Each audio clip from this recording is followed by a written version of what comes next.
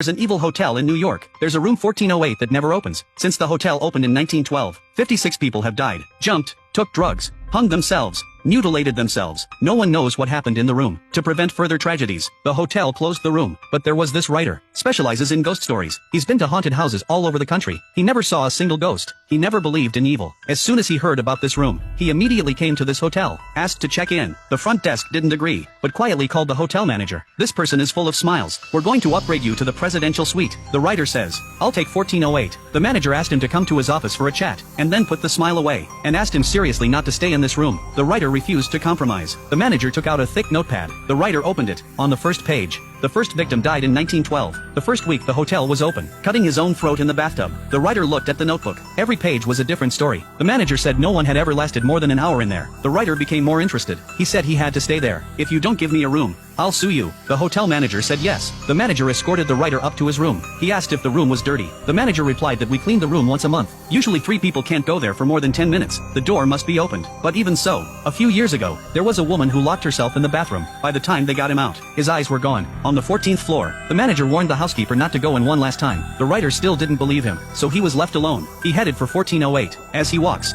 he opens his notepad and looks at photos from his past, each one more gruesome and bloody than the last. He was mesmerized. Suddenly he found himself back at the elevator door. Is there a mysterious force pushing him out of this room? He put down his book. He went to 1408 with full concentration. Before he went in, he saw a mom with a baby in the next room. It couldn't have been safer. He finally made it to 1408. Insert the key. Turn the key. Open the door and turn on the light. Everything was normal in the room. The man sneered. He closes the door and starts walking around the room. The TV was working. Toilet paper works. The wine cooler was fine. The air conditioner is a little hot. There's a stain on the floor. The paintings on the wall are a little weird. The man opened the window. He peeks out. Everything was normal outside. Just then, the radio went off by itself. It startled him. The man turned his head to see. His bed is made. The man hesitated for a moment, thinks there's someone in the room, so he looked everywhere, but there's no one there. Suddenly, he noticed that the toilet paper in the bathroom had been replaced. The man was getting hotter and hotter. He realized that the air conditioner was broken, so he picked up the phone in the room and called the front desk, asked them to call a repairman. The person on the other end agreed. The man panicked. He turned off the lights. He took a UV light and looked at it. The whole room was really covered in blood. When he turned on the light, he realized that the painting on the wall was crooked. He had just put it right. There was a knock at the door. It's the maintenance man. The man opened the door, but the repairman refused to come in. He said, I'll show you how to fix it. The man had to follow his instructions. He fixed the air conditioner himself. Then he turned around. The repairman has disappeared. The man closed the door. Suddenly realizes he can't hear. He opened the window. He peeks out. He really couldn't hear a thing. Just as he was going back in, the window suddenly slammed shut. He screamed in pain. It was hard to get his hand back. He started to bleed. He went to the bathroom. He turned on the faucet to rinse. Suddenly the water turned scalding hot. The man is scared. He rushes out and calls the front desk. He said, I want to check out, but they wouldn't answer his request. Started to tell him about the hotel services. He yelled and screamed, but the other party said it's not a good attitude. Then the call was disconnected. The man was really scared. He rushed to open the door, but the door wouldn't open. The key does not open. It seemed to have become a wall. He looked out through the cat's eye. There was an eye there too. He got scared and walked away. He went to the hotel window. He peeked out. Help! Help! Suddenly, he saw a room on the opposite side of the building with a light on. There was a man sitting in it. He yelled at him. The man seemed to see him. He slowly stood up. He waved his hand for help. It wasn't long before he realized something was wrong. The man on the other side was copying his movements. Gradually he realized something was wrong. It was exactly the same. Then he picked up a lamp from the side. The other guy picks it up too. The man was himself. That's a hell of a thing. And then something even more terrifying happened. The man turned around. The same man appeared behind him, but he only covered a few times, and soon disappeared. The man went to the window in a trance, and threw the lamp down, but the lamp disappeared in midair. The man panicked. He told himself desperately, it's all an illusion. But there were more hallucinations. Ghosts of people who had died in this hotel appeared, climbing up to the windows and jumping out. One or two seemed to remind him of what he should do. He looked at the hotel schematics. He found a window in the room next to 1408. He took some measurements. It only took him 9 steps to get from 1408 to that window, so he carefully climbed out of the window. He told himself it was only 18 steps. He didn't dare to look down. He had to stay close to the wall, moving through the narrow eaves. 1 step, 2 steps, 3 steps. It was windy on the 14th floor. He counted to the 9th step. He couldn't reach the window. Suddenly he saw that there was no window at all. There was only a mirrorless wall. He had to go back. He managed to climb back to 1408. The window closed immediately. He got up and looked at the diagram of the hotel. The diagram had changed. There was only one room left. 1408. He looked through the cat's eye. Outside the door was a wall. The window had become a wall. 1408 has become a secret room, and the air conditioning temperature is dropping. Luckily, the man's computer is connected to Wi-Fi. He hurriedly logged into the software to video chat with his wife. Just as he started talking, the room started spraying water. The water hit the computer. The computer crashed.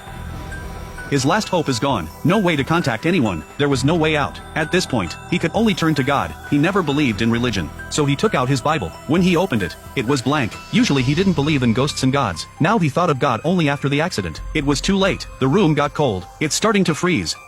A hotel room is freezing below zero. The air conditioner can't be adjusted. Men can only wrap themselves in blankets, drinking wine and burning the fire to keep warm. Suddenly the computer rings. He rushed over to see. His ex-wife was still in the video. He asked her if she had called the police. He said yes. The police are now in room 1408. They say the room is empty. He can't believe it. He was in room 1408. He knows this room is too weird. He said he was going to die. When his wife heard that, intends to personally to the hotel to help him. Man said not to come. Who knows that another self suddenly popped up on the screen. Said to his wife, "Come on.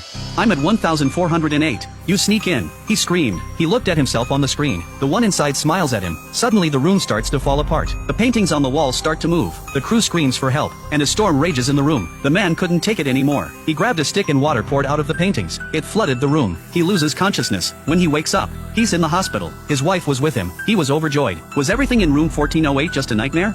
He asked his wife if she had ever heard of the Dolphin Hotel. He said no. It seems to be a dream. The man's life is back on track. He put his daughter's death behind him. He took the initiative to get back together with his wife. He wrote a book about his experience in room 1408. He sent it to his publisher. But at the post office, he suddenly realized the postal worker was a hotel clerk. And then the unthinkable happened. The post office decorator took a sledgehammer to the wall and smashed the walls. The exposed wall and floor was room 1408, so he never left the room.